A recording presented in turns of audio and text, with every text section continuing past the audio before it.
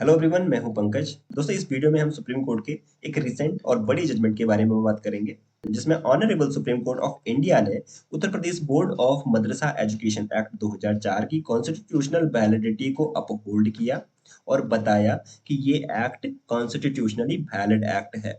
साथ ही बताया कि इस एक्ट के सर्टेन प्रोविजंस, कुछ प्रोविजंस हैं जो हायर एजुकेशन डिग्री से रिलेटेड हैं, जिसमें फाजिल यानी कि अंडर ग्रेजुएट डिग्री और कामिल यानी कि पोस्ट ग्रेजुएट डिग्री के जो कुछ प्रोविजंस हैं वो कॉन्फ्लिक्टेड हैं हमारे यूजीसी एक्ट से, जो कि सेंट्रल गवर्नमेंट का एक्ट है। इसलिए कुछ प्रोविजंस यानी कि फाजिल और कामिल डिग्री से रिलेटेड जो प्रोविजंस हैं, इन प्रोविजंस को ही अनकॉन्स्टिट्यूशनल डिक्लेयर किया गया सुप्रीम कोर्ट के द्वारा। फर्दर, सुप्रीम कोर्ट ने इलाहाबाद हाई कोर्ट की 22 मार्च 2024 का जो फैसला था, उस फैसले को ओवरटर्न करते हुए बताया कि ये जो एक्ट है ये कॉन्स्टिट्यूशनल है। दोस्तों, इलाहाबाद हाई कोर्ट के द्वारा जब इस एक्ट को 22 मार्च 2024 को अनकॉन्स्टिट्यूशनल डिक्लेयर किया गया, तो इसके पीछे जो ग्राउंड बताया गया वो बताया गया, it violets the principle of secularism. मतलब ये कि जो हमारे कॉन्स्टिट्यूशन में धर्मनिरपेक्षता की अवधारणा है, ये एक्ट उस अवधारणा का उल्लंघन करता है। इसलिए जो ये एक्ट है वो अनकॉन्स्टिट्यूशनल और अल्ट्रा वायर है। साथ ही इलाहाबाद हाई कोर्ट के द्वारा उत्तर प्रदेश गवर्नमेंट को इंस्ट्रक्शंस दिए गए। इन इंस्ट्रक्शंस में बताया गया कि आप एक ऐसा फ्रेमवर्क डेवलप कीजिए जिसमें जो करंटली मदरसा में पढ़ रहे स्टूडेंट्स हैं उनको मेन स्ट्रीम एजुकेशन सिस्टम के साथ इंटीग्रेट किया जा सके। फर्दर, इसी के चलते स्टेट गवर्नमेंट के द्वारा कुछ एक्शंस लिए गए, जिसमें इस्लामिक एजुकेशन इंस्टीट्यूशंस जो उत्तर प्रदेश में है उनमें सर्विस किए गए, और स्पेशल इन्वेस्टिगेशन टीम के द्वारा ये देखा गया कि इन मदरसाज को फाइनेंशियल एड के जो सोर्सेज हैं वो कहाँ से हैं। क्या कुछ एड मदरसाज को फॉरेन या अब्रोड से मिल रही है। इस एक्ट को फर्दर कुछ पेटिशनर्स ने, जिसमें इंपॉर्टेंट थे मैनेजर्स एसोसिएशन मदारिस अरेबिया और all India teachers association Madaris Arabia, इन पटिशनर्स के द्वारा फर्दर हाई कोर्ट का जो फैसला था उसे सुप्रीम कोर्ट में चैलेंज किया गया। और जो इनका आर्ग्यूमेंट था वो ये था कि हाई कोर्ट के द्वारा जो एक्ट है उसे मिस इंटरप्रेट किया गया है। फाइनली सुप्रीम कोर्ट ने इलाहाबाद हाई कोर्ट के फैसले को ओवरटर्न कर दिया। दोस्तों, हमारे लिए यहाँ पे ये जानना जरूरी है कि सुप्रीम कोर्ट के ऑब्जर्वेशंस क्या थे इस केस से रिलेटेड। पहला ऑब्जर्वेशन, इसकी constitutional validity.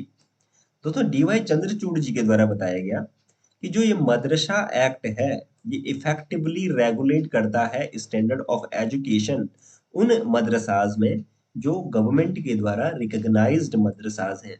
Second observation was balance between minority rights and quality education.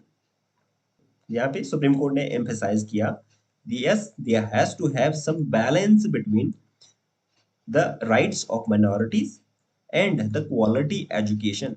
यानी कि वहां पे हमें एक बैलेंस बिठाना होगा। जो माइनॉरिटी राइट्स हैं बिल्कुल वो जरूरी हैं, लेकिन क्वालिटी एजुकेशन भी तो जरूरी है। सुप्रीम कोर्ट ने एम्फेसाइज किया कि the importance of balancing the rights of religious and linguistic minorities to establish and manage educational institutions with the need for quality education.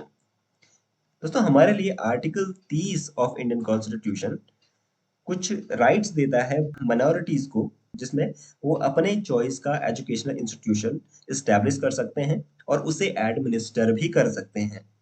लेकिन वहां पे क्वालिटी ऑफ एजुकेशन जो है वो कॉम्प्रोमाइज नहीं होनी चाहिए। ये भी ज्यादा इंपॉर्टेंट है। साथ ही सुप्रीम कोर्ट ऑफ इंडिया ने ये एक्नॉलेज किया, ये एक्सेप्ट किया कि बिल्कुल मदरसाज रिलीजियस एजुकेशन ऑफर करते हैं, बिल्कुल करते हैं, लेकिन साथ ही साथ वो प्राइमरली एजुकेशनल पर्पस को ही वो हमारी सॉल्व कर रहे हैं, वो सर्व कर रहे हैं। तो the third one was legislative competence. दोस्तों, सुप्रीम कोर्ट ऑफ इंडिया ने बताया कि जो मदरसा एक्ट है वो बिल्कुल जो हमारा स्टेट लेजिस्लेचर है उसी के लेजिस्लेटिव कॉम्पिटेंस के अंदर फॉल करता है। Specially entry 25 of the list 3 यानी कि स्टेट लिस्ट जो है हमारे कॉन्स्टिट्यूशन के शेड्यूल 7 के अंडर, उसमें बिल्कुल ये स्टेट लेजिस्लेचर का एक सब्जेक्ट है। Another observation was regulation of education standards. Supreme court of India ने ये रीइंफोर्स किया कि जो स्टेट अथॉरिटी हैं वो रेगुलेट कर सकती हैं एजुकेशन स्टैंडर्ड इन मदरसाज में एजुकेशन का जो स्टैंडर्ड है उसको रेगुलेट किया जा सकता है, ensuring that they provide quality education alongside religious teaching. आपको ये इंश्योर करना होगा कि एक तरफ रिलीजियस टीचिंग्स अगर आप दे रहे हैं तो दूसरी तरफ क्वालिटी ऑफ एजुकेशन जो है वो कॉम्प्रोमाइज नहीं होनी चाहिए। Another observation was protection of minority rights. Again article 30 आ जाता है जिसके under this is the right of religious minority to establish educational institutions. लेकिन इंपॉर्टेंट ये है provided they adhere to certain educational standards and secular principles. वो हमारे जो धर्मनिरपेक्षता की अवधारणा है उसको भी फॉलो करें और कुछ एजुकेशनल स्टैंडर्ड्स हैं उनको भी वो फॉलो करें, उनको भी वो अधेयर करें। Another one was the quality education assurance. Further यहाँ पे सुप्रीम कोर्ट ने बताया कि ये स्टेट की ड्यूटी है कि वो इंश्योर करे all children receive quality education under article 21A of Indian constitution.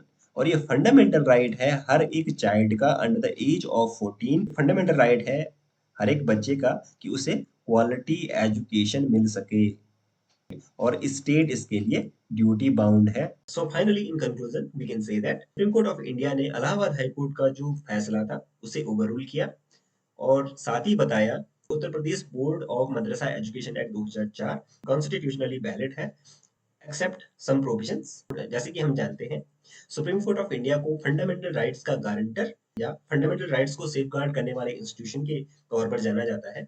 इसलिए सुप्रीम कोर्ट ने आर्टिकल 30 जो कि एक फंडामेंटल राइट है हमारे कॉन्स्टिट्यूशन का उसे फिर से सेफगार्ड करने का पूरा प्रयास किया। वीडियो में बने रहने के लिए धन्यवाद।